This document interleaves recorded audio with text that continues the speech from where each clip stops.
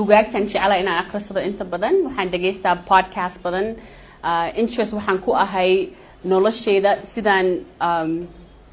u horumariyo waxaan ka wadaa maaha lacag iyo waxaas waxaan ka wadaa xaqa diinta the other side because meeshan waa laga tegayaa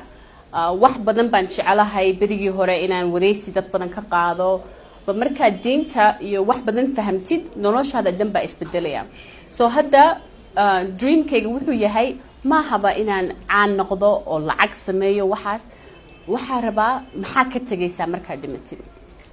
maxaa kugu dadka ku xusuusanayaan and insha Allah hadday dadka ugu xusuustaan waxaan ahaa qof dadka Soomaaliyeed iska jecel inay walaalo noqdaan inay noqdaan dad maanta fahmi kara wadankeeni haddii anaga waxba ka tarin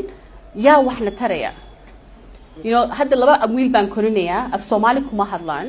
anigiiba haddii mar dhaweyd baan af Soomaali si fiican sii baranayaa haddaba maxaa soo socda next generation ka kale maxay dadkeeni ku dambeyn doonaan intaasaan isweydiiyaa so insha Allah